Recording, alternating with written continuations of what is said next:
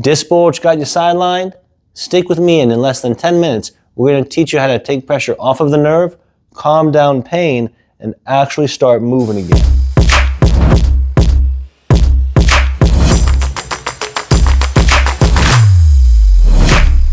I'm Dr. Ben with AFC Tempe. 4 phases, 10 minutes a day, no guesswork. Follow this routine and watch your healing time shrink. Think of your disc like a tough tire sidewall, layers of fibrous tissue surrounding. When overload or poor mechanics tear a few fibers, the inner gel balloons outward like a tire blister pinching the nerve. We gotta take the pressure off. Phase 1, daily decompression. Lying prone, stretch forward, gently extending your back with your hands underneath your shoulders. Press up gently with your hips down, 5 to 10 slow repetitions. And as you perform each repetition, try to go up a little bit higher within reason. If it causes pain, don't continue. But if you're able to, slowly let your back relax while raising to the very top. Don't stay in that position too long though. A few seconds will do it, and then gently come back down, giving your back a break. Then line your back with your calves on a chair. You're going to breathe deeply for 2 minutes, slowly rocking your pelvis back and forth as shown. The belly will sink down, taking a deep breath, let it rise and fall. When finished, take one leg off at a time slowly to avoid any pain in the back. Then turn to the side to get up. Phase 1, perform in the morning. 2 to 3 minutes help set you up for a calmer day. Phase 2, nerve flossing. Perform seated nerve glides throughout the day. Bring the foot up and flex the head and foot forward and backwards in a rhythmic fashion.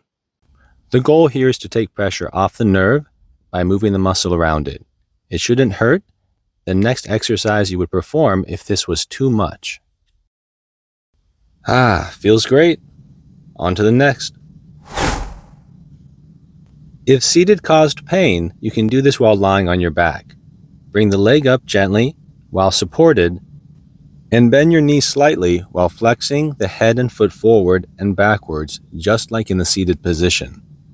If that causes pain, you can bring the leg even lower at 90 degrees and continue to bend and flex. Use nerve glides throughout the day to loosen up. Phase 2, key tips. If you notice the pain increases, cut down the reps. Nerve glides should feel like gentle nudges, not fireworks. Phase 3, core rebuild. Core bracing is the very first step to rehab. First, learn to draw in your stomach, engaging the transverse abdominis. Take a deep breath in and let the belly draw down into the spine, flattening the lower back. This differs from the morning pelvic rock because you don't want to move your pelvis and only engage your inner core while the chest and hips stay where they are. Hold for 5 seconds at a time. The missing key is that the inner core bracing should be the preliminary step you do on every core exercise. For dead bugs, we're going to brace our core, lift the legs up at a 90-degree angle. One leg at a time for safety, then carefully extending the opposing leg and arm. Switch after just a couple seconds of the hold. Notice I'm not reaching all the way down to the table. If this is too much for your lower back, do the single limb reach. Just bring one leg out at a time and only a few inches to what you feel comfortable. The goal is to feel the tension increase in your core, not for it to lift off the table. If you start to feel pulling and arching in your back, it's too difficult and take a step back. If you've been pushing it and reaching too far on this exercise, I would highly recommend stopping. The arching will hyperextend and cause pain at the sciatic level. The next level up is the bird dog. I check my inner core and raise one limb at a time to help keep my balance and protect my lower back. Keep straight and focus on stability. As you raise the limbs, you'll feel more tension in the inner core, not the lower back. If this exercise is straining, you can also perform one limb at a time. There are also variations you can do with your feet on the ground. Performing one leg at a time is one of my favorite ways to do this. Concentrating on your inner core, keeping the back flat helps engage the multifidus muscle, one of the inner lower back muscles that also helps support the inner core. Another variation is using your arms, keeping your legs stationary and raising one arm at a time. When doing either of these, keeping your arms and legs wider makes the exercise easier, and bringing them more narrow makes it more difficult.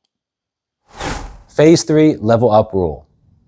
If there's no leg pain, level up next week. But if it aches, stay or regress. There's no gain in rushing this. Phase 4, real life disc protection. You already know that this is not correct, but we do it anyways.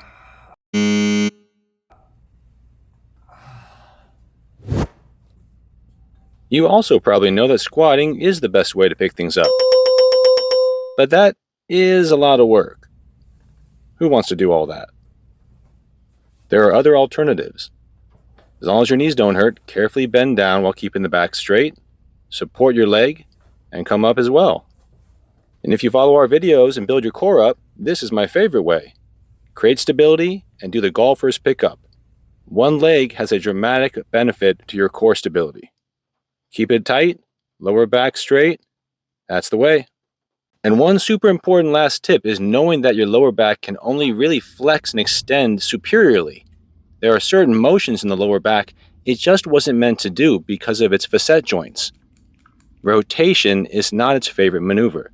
If you look higher at the thoracic spine, from the sides, all those areas can move back and forth, kind of like scales. There's no resistance, there's no barriers in thoracic rotation. Going back down to the lumbar, the green vertebra, the facet joints start to cup and block the rotation in the lumbar spine. The lower back really hates rotation. Let's see how this plays out in household chores. Doesn't look really good. The base isn't moving, but all rotation in the lumbar. We gotta stop moving like totem poles.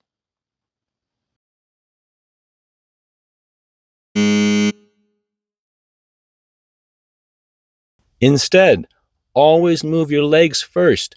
Help use your whole body to drive momentum. Bend at the knees, sit back.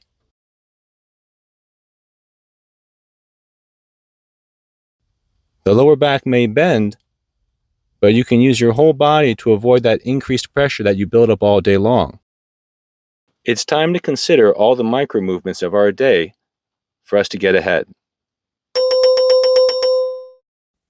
The exercises are only 10 minutes a day. The other 1,430 minutes a day matter more. Protect the wall everywhere. So here's your day.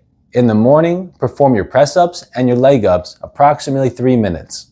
Then by midday, perform your nerve glides for another 3 minutes. And then in the evening, that's when you do your core set for about 4 minutes. If you do this 10 minutes every day, you set yourself up for the whole day. Great work, we did it. Now I wrapped this whole routine up in a printable PDF in the description box below. Print it out and tape it to your fridge and follow along with the check boxes. On day 7, tell me about your personal win in the comments below. And next, check this video out to make sure it's even really a disc issue and not something else.